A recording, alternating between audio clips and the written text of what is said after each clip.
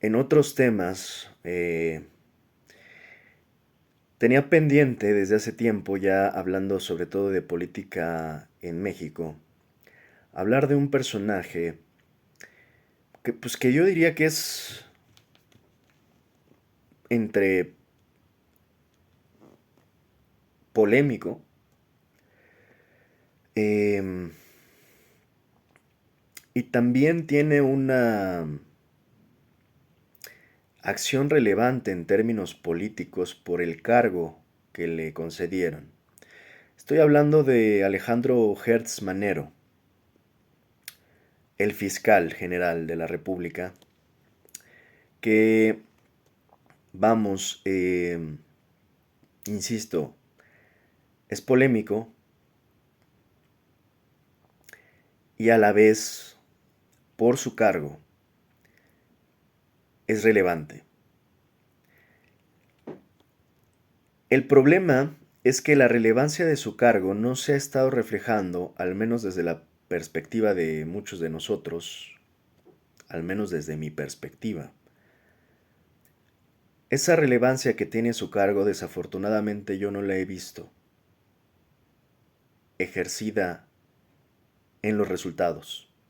En otras palabras, su cargo es relevante, pero sus resultados, los resultados que hasta el momento ha tenido Hertz Manero, me parecen que han sido pues bastante escuetos, bastante mediocres, para ser sinceros, y que de alguna manera también a muchos nos han dejado un sabor amargo.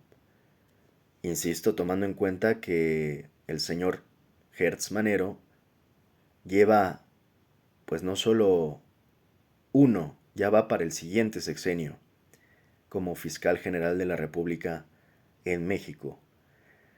Entonces creo que ya es momento de hacer una especie de primera evaluación sobre qué es lo que realmente ha hecho Hertz Manero y por qué creo que es y podría llegarse a convertir, en dado caso de que Hertz Manero no simplemente no termine de dar el resultado esperado, se puede, creo que, terminar de convertir en el peor error de los sexenios tanto de López Obrador como de Claudia Sheinbaum. En ese sentido, en uno de los peores errores de Morena. Sin hacer acusaciones sin fundamento, yo en este momento no puedo, porque no cuento con evidencia ni los documentos, poder decir que Hertz Manero eh, es corrupto. Sin embargo, lo que sí existen son polémicas de corrupción. Esperemos que no sea corrupto, es lo único que quiero decir. Porque de lo contrario, si se le llegaran a comprobar también nexos a Hertz Manero, pues terminaría convirtiéndose en algo muy similar a lo que fue en su momento el propio Genaro García Luna en el sexenio de Calderón. Un Genaro García Luna que muchos omiten u olvidan, pero que también estuvo involucrado en diversos sexenios, incluso a pesar de las transiciones entre PAN y PRI. Genaro García Luna estuvo involucrado en diversos cargos transeccionales, aún con la alternancia política o de partidos políticos en México durante aquellos sexenios.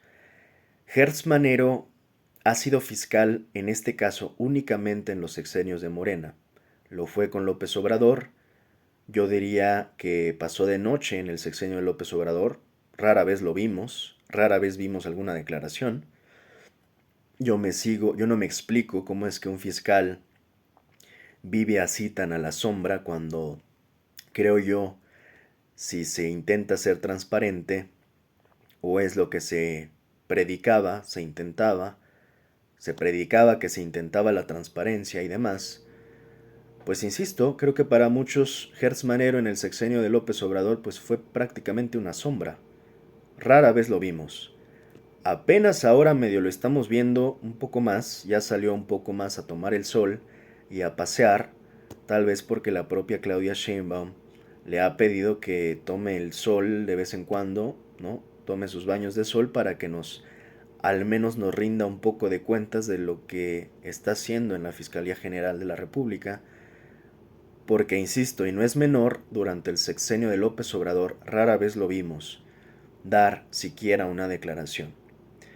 Pero no es solo un tema de declaraciones, es un tema de resultados y de resoluciones, sobre todo, obviamente, que tienen pues una eh, responsabilidad eh, por parte de la Fiscalía General de la República para entregar a la ciudadanía. No es un tema nada más de orearse en el aire y de tomar el sol, es un tema de que necesitamos resultados contundentes sobre la infinidad de casos que hay por resolver. Insisto, desde el sexenio de López Obrador hasta el actual sexenio de Claudia Sheinbaum. Entonces vamos a hablar empezando por bueno, vamos por el inicio. Vamos viendo de inicio quién es y más o menos a grosso modo cuál es la trayectoria política de Hertz Manero. Yo una de las preguntas que de hecho me hice desde entonces es ¿por qué AMLO eligió a Hertz Manero? No es una pregunta menor, no sé si ustedes la tengan a la mano, pero es una pregunta importante. ¿Por qué Hertz Manero, entre tantas gentes, entre tantos mexicanos competentes en el mundo y en México, por qué AMLO se decantó por elegir a Hertz Manero? Es una pregunta de base importante, entender por qué Hertz Manero está ahí, tomando en cuenta, insisto, que Hertz Manero tampoco es como que sea un jovencito, ¿ah? Ya tenía su historia, sus antecedentes y su trayectoria, que insisto, desde entonces ya era polémica. Vamos a ver quién entonces es Hertz Manero, el actual fiscal general. Alejandro Hertz Manero, nacido el 31 de octubre de 1939 en la Ciudad de México, ha tenido una larga carrera en el servicio público mexicano que abarca más de 5 décadas, marcada por su formación académica y roles en seguridad, justicia y educación. Se graduó como abogado en la Escuela Libre de Derecho en 1963 y obtuvo doctorados en Derecho por la UNAM, la University of Mount Union de Estados Unidos y la Universidad de las Américas. Ha sido catedrático en el ITAM y la Universidad Ibero y publicó obras como biografías históricas, aunque con acusaciones de plagio en una sobre Guillermo Prieto en 2021. Su trayectoria, tome nota, política se caracteriza por un chapulineo entre administraciones de diferentes partidos, desde el PRI, PRD y PAN, adaptándose, como buen chapulín, a los gobiernos en turno sin militancia fija, lo que le ha valido el apodo del fiscal que supo esperar. A continuación vamos a ver más o menos a grandes rasgos cuáles fueron sus cargos. Ha tenido cargos de asesor de Secretaría de la Presidencia desde el gobierno de Gustavo Díaz Ordaz, nada más para tenerlo claro, ¿no? Del PRI, por supuesto, esto en 1968-1970, una época bastante clara en cuanto a qué fue lo que pasó. Quiero pensar que tenemos claro que el 2 de octubre no se olvida, ¿verdad? Y que 1968 menos en México, por esta represión estudiantil que hubo. Y, insisto, aquí ya estamos hablando de Hertz Manero. Por eso es que hablo de que no pequemos de Alzheimer, ¿no? Tengamos memoria y no caigamos en la desmemoria de no saber quiénes son los que tenemos a cargo. Entonces, en aquel entonces inicia, ¿no?, en este sector público con enfoque en derecho y políticas internas. En 1970 y 1971 es secretario general del Instituto Nacional de Antropología e Historia, ¿no? Bajo el gobierno de Luis Echeverría, donde coordina proyectos culturales y administrativos. Ya en los 70s es coordinador de la primera campaña nacional contra el narcotráfico por la PGR. Es interesante el brinco que se da, si se dan cuenta, ¿no? De pasar del INA a pasar a la PGR, ¿no? Vaya brinco. Lideró esfuerzos antinarcóticos durante la Guerra Sucia del PRI. Ya he hablado un par de veces de esta Guerra Sucia, un periodo terrible. De prácticamente todo el periodo del PRI fue terrible, realmente, estableciendo nexos en seguridad. 1982 a 1988, oficial mayor de la PGR. Ya entonces bajo Miguel de la Madrid, dirigió operaciones administrativas y fue agente del Ministerio Público por 3 años. Fundó el Instituto Técnico de la PGR. En el 97, jefe de policía del Distrito Federal, nombrado por Cuauhtémoc Cárdenas, sin experiencia previa en policía, pero con reputación académica, gestionó seguridad en la capital durante la transición post-PRI. Continuó bajo Rosario Robles del PRD. Ya en el 2000 a 2004, secretario de Seguridad Pública Federal en el gabinetazo de Vicente Fox del PAN, dependía de las prisiones. Renunció en 2004 por supuestos motivos personales tras la fuga del Chapo Guzmán en Puente Grande en 2001. En 2001 fue detenido por la DEA en Nueva York con pasaporte falso y $50,000 en efectivo en un incidente controvertido durante operaciones antinarcóticos. 2000, presidente del Consejo Consultivo en Procuración de Justicia y Seguridad Pública de la Ciudad de México, vicepresidente y presidente de Federación de Instituciones Mexicanas Particulares de Educación Superior, enfocado en educación privada y consultoría en seguridad. 2009-2012, diputado federal plurinominal por el Estado de México, por Convergencia y Movimiento Ciudadano, lideró la lista del partido, participó en comisiones de justicia y seguridad, sin militancia activa, y bueno, ya del 2012 al 18, subprocurador de la región centro de la PGR, encargado de despacho de la PGR. Bajo Enrique Peña Nieto ya revivió su carrera en justicia y en 2018 AMLO lo designó interinamente para la transición a la Fiscalía General de la República. Si se dan cuenta, esto es rarísimo, ¿no? O sea, estamos hablando que viene desde trabajar con Díaz Ordaz, Luis Echeverría, Miguel de la Madrid, Fox, Peña y AMLO. Bueno, pues qué pactos con el diablo tendrá Gertz Manero para que prácticamente pues haya trabajado de la mano con tanta figurita política de todos los colores, de chile, de mole y de pozole en México. Pues normal no es.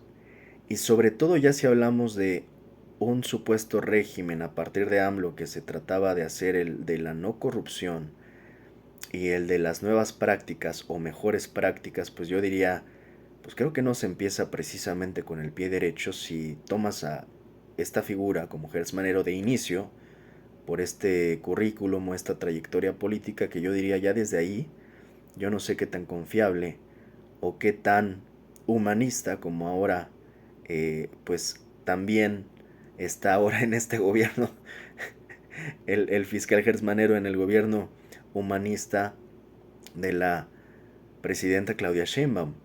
¿Qué tan humanista puede ser un fiscal que tiene todos estos antecedentes? Pues no sé, a mí al menos me genera desconfianza. Y bastante. Esta trayectoria lo posicionó como un experto en seguridad y procuración de justicia con énfasis en antinarcóticos y reformas institucionales, pero también con sombras como la detención por la DEA y la fuga de Guzmán. ¿Por qué será entonces que lo eligieron como el fiscal general?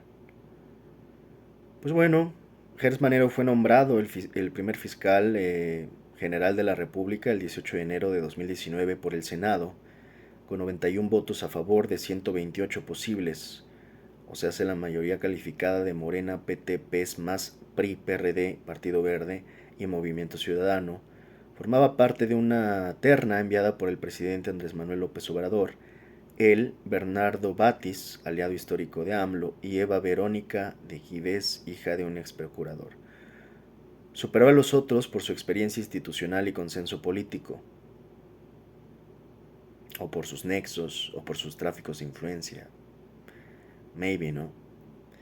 Razones principales de su elección: experiencia probada en procuración y seguridad, conocedor de las entrañas de la PGR, ¿no? Agente, oficial mayor y subprocurador. Prometió transformar la institución en un órgano autónomo alejado del Ejecutivo para combatir corrupción y violencia. En su comparecencia enfatizó: no un solo caso que no se conozca a plenitud y la coadyuvancia con víctimas.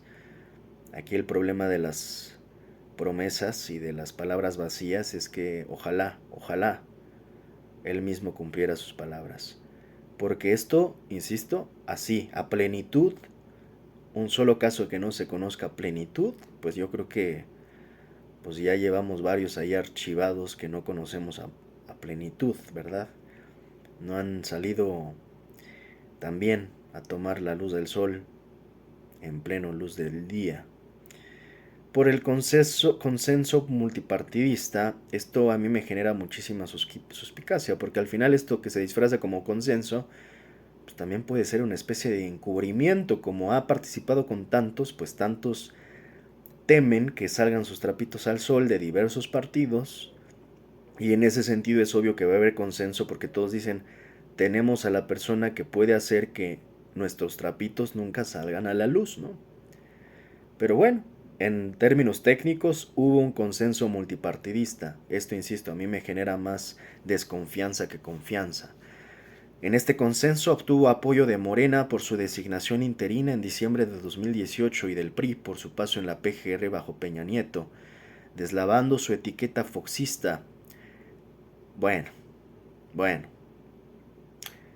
El Chapulín al final del día es eso, ¿no? O sea, más allá, o sea, no va a ser foxista, ni en este momento creo que precisamente sea cuatroteísta, ¿no? Es Chapulín y ya. Y el Chapulín se adapta. Y brinca y se adapta y se mueve y para donde el viento lo lleve.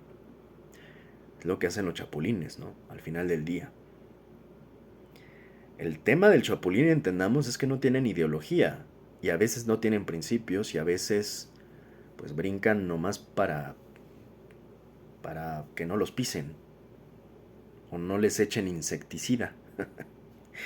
El PRD y el IMC lo avalaron por su rol como diputado de Convergencia. Esto facilitó la mayoría calificada requerida por la reforma constitucional de 2018 que creó la FGR autónoma, artículo de 102.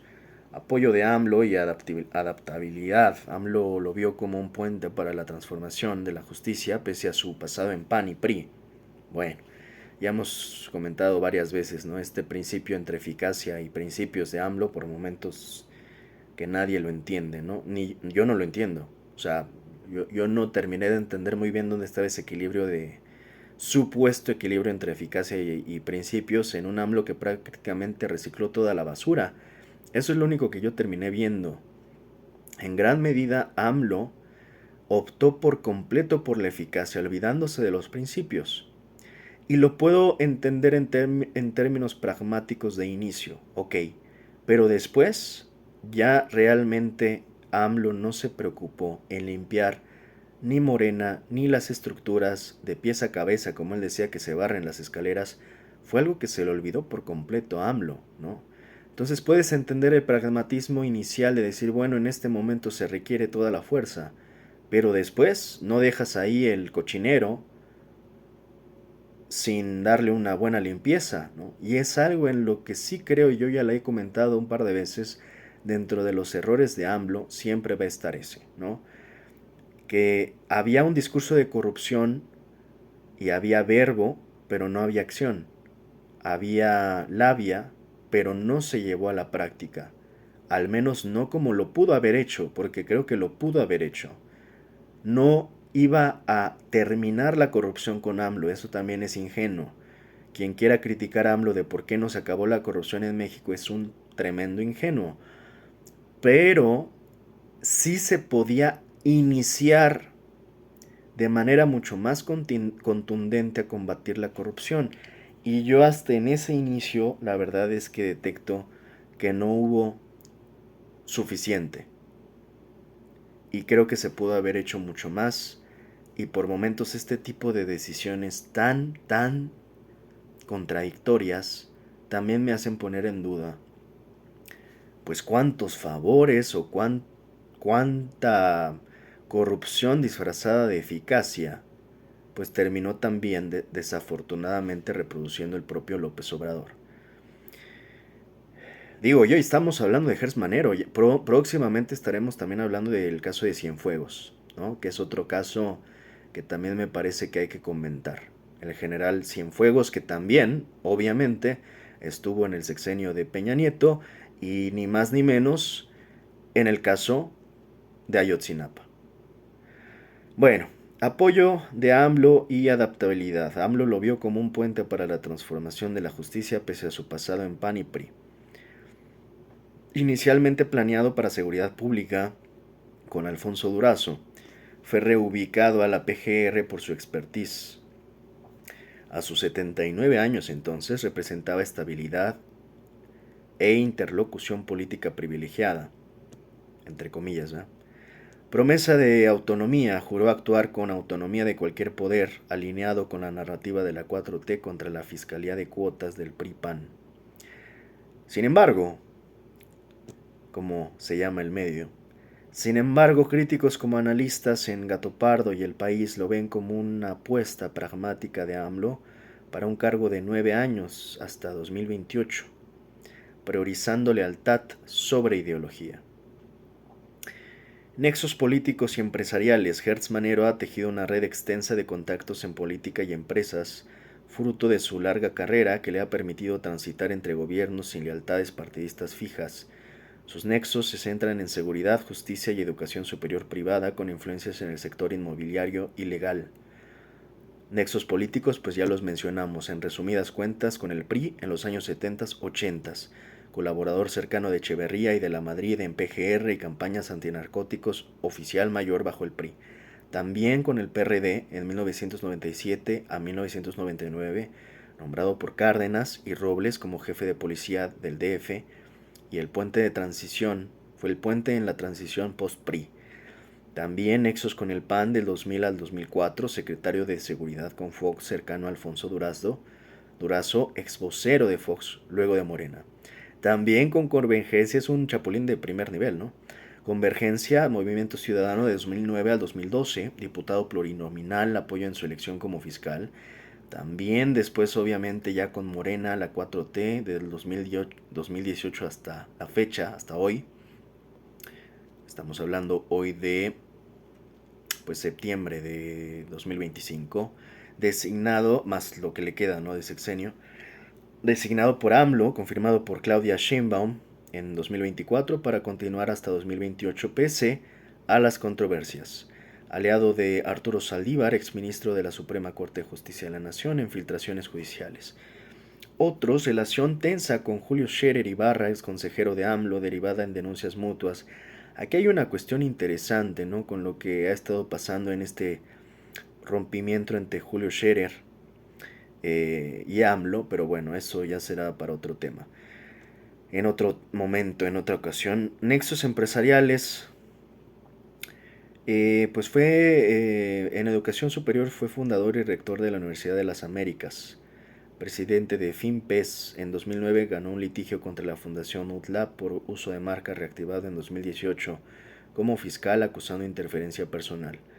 En el sector legal e inmobiliario, nieto de Cornelius Hertz, empresario alemán, hijo de José Emilio Cornelio Hertz, abogado en Lomas de Chapultepec, cliente de firmas como Alarcón Velázquez, propiedades en Nueva York, Santa Mónica y Europa, millones de dólares. Otros, regalos millonarios de Luis Cárdenas Palomino, ex de García Luna, vehículos de lujo por 109 millones de pesos vía UTLA. No hay precisamente condenas judiciales, ¿no? Obviamente por tráfico de influencias. Sin embargo, las acusaciones son recurrentes, graves y algunas sustentadas en denuncias, audios y reportajes. Críticos lo llegan a describir como alguien vengativo por usar la fiscalía para fines personales, beneficiando aliados y persiguiendo rivales. Algunas de las principales acusaciones: denuncia del propio Julio Scherer en 2022 ante la Fiscalía General de la República, lo acusa de tráfico de influencias, asociación delictuosa y coalición de servidores públicos. Esta acusación y este enfrentamiento interesante, porque sí me parece un enfrentamiento interesante, entre dos afines a AMLO además, ¿no? Por una parte Julio Scherer y por otra parte Gertz Manero, uno más hacia el lado periodístico, ¿no? Y otro hacia el lado de la supuesta fiscalía, ¿no? O investigación o temas de justicia, pues sí es muy interesante, justo porque parece ser que podríamos estar develando la médula del asunto, ¿no? Entonces aquí tienes esta denuncia de Julio Scherer, ¿no? Que lo acusa de estas cosas. Detalles: pidió presionar al Poder Judicial Federal para negar amparos a su cuñada Laura Morán y sobrina Alejandra Cuevas.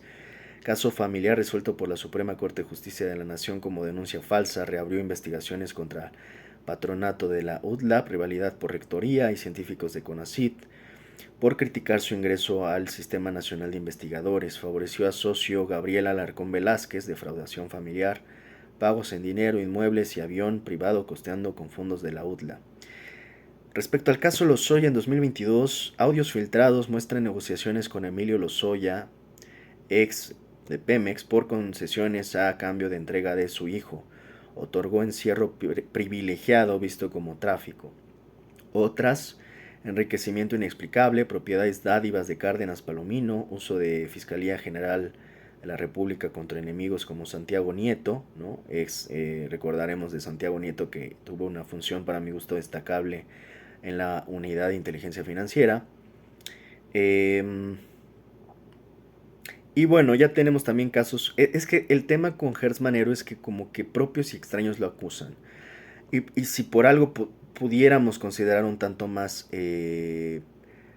pues serias las acusaciones de ciertos personajes, pues aquí también se suman otros que no son tan confiables, ¿no? Por ejemplo, Mexicanos contra la Corrupción y la Impunidad, ¿no? Y Anabel Hernández, pues diría, pues es que esas cosas hay que creerlas también a medias, ¿no? Porque pues ni le podemos confiar todo a la palabra de Gertz Manero, ni mucho menos a los... Pues ya sabemos quiénes son estos otros, ¿no? O sea, son unos farsantes, mercenarios, pseudo periodistas, muchos de estos, ¿no? También sumamente corruptos. No olvidemos a la propia María Amparo Casar, ¿no? O sea, esta líder de Mexicanos contra la Corrupción, que pues termina siendo también una corrupta de primer nivel. En fin, es un problema porque a veces nos enfrentamos a fuego cruzado y puede que ninguno de los dos lados nos esté diciendo la verdad. Hay que tener mucho cuidado con ello. Pero bueno, Mexicanos contra la Corrupción, Anabel Hernández, insisto que para mi gusto no son precisamente las fuentes más confiables, lo vinculan a lavado y extorsión vía prestanombres, a través supuestamente de el hermano Federico. En su defensa, Hertz niega todo esto, atribuyéndolo a ataques opositores. La Fiscalía General de la República investiga las denuncias, pero sin avances públicos. Eh,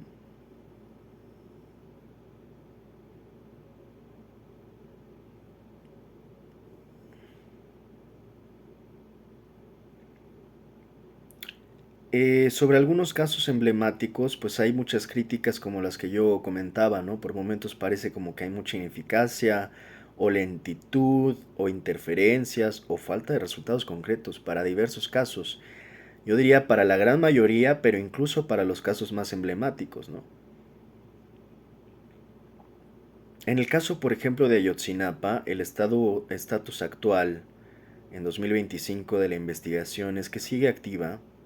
No olvidemos, digo, para que quien no sepa del caso de Ayotzinapa, primero le invito a que se informe, pero es el caso de la desaparición de los 43 normalistas en 2014. El estatus actual, o sea, en 2025 de la investigación, es que está activa pero estancada. Y de esto yo ya hice un análisis a profundidad sobre el caso Ayotzinapa desde la perspectiva del GIEI y también ciertas declaraciones del propio AMLO, las cartas de AMLO, las cartas también de Encinas, todo el problema que hubo ahí, que obviamente también deriva en esto, ¿no? Que es una, o sea, yo diría, para mi gusto es la investigación o el caso más importante de injusticia de nuestro país. Y pues de nuevo, ¿cómo puede estar activa pero estancada? Es como si estuviera... Pues, ¿cuál es la casi, cuál es la gran diferencia entre casi que esté...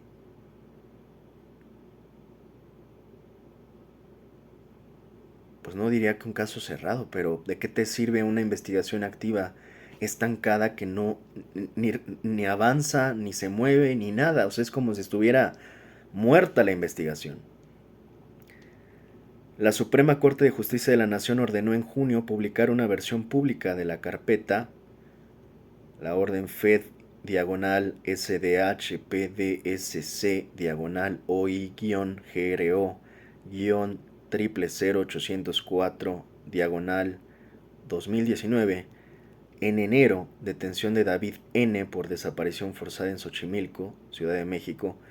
Hertz rechaza verdad histórica como en Teuchitlán, prometiendo trabajo probado. Avances principales: 124 personas vinculadas a proceso por desaparición forzada, delincuencia organizada y demás. Identificación de 3 restos, análisis en Innsbruck, Austria. Coordinación con la COBAG, esta Comisión para la Verdad y la Justicia, y el GIEI, de los que acabo de hablar, para romper pactos de silencio. Obstáculos y críticas. La investigación olvidada, 3 años de instituciones de Omar Gómez Trejo en 2022, esto insisto que ya lo comentamos. Rosendo Gómez Piedra, julio de 2025, por corrupción, peculado y acoso laboral. Interferencia de la FGR Seido, canceló 21 aprehensiones sin consultar. Retrasos en extradición de Tomás Herón, prófugo en Israel. Ejército retiene 800 documentos al parecer, según algunas fuentes periodísticas. Padres exigen nuevo fiscal. El GIEI acusa bloqueos militares y de la Fiscalía General de la República. Insisto, estamos ante fuegos cruzados donde, o sea, digo, no es menor que los propios padres se quejen, ¿no? Y denuncien lo que ellos consideran correcto o justo. Con respecto al caso Wallace, secuestro y muerte de Hugo Alberto Wallace, bueno, pues este fue una gran farsa, recordemos. Próximamente estaré ya haciendo el análisis del gran libro de Ricardo Rafael llamado Fabricación. Entonces este caso de Wallace, ¿no? Yo le entrecomillaría el supuesto secuestro y muerte de Alberto Wallace en 2005. Una investigación activa con revisiones. En junio, la Suprema Corte de Justicia de la Nación liberó a Juana Hilda González tras 19 años. Madre santa, es que esto es lo peor, ¿no? Es algo similar a lo que le pasó a este... Bueno, ahora voy para allá. Tras 19 años, pruebas insuficientes, tortura confirmada, la Fiscalía General de la República pide prolongar cautiverio de otros imputados, pero exonera a Isabel Miranda de Wallace de tortura. Agosto. Bueno, y decía que algo similar a lo que le pasó a Israel Vallarta, ¿no? En México es impresionante que puedas estar tanto tiempo en la cárcel, tantos años de tu vida en la cárcel perdidos, sin sentencia, ¿no? O sea, es impresionante. Insisto, este problema sistemático de la justicia mexicana de, pues, tener a los culpables libres y a los inocentes en la cárcel es algo inadmisible. Sheinbaum urge una revisión total.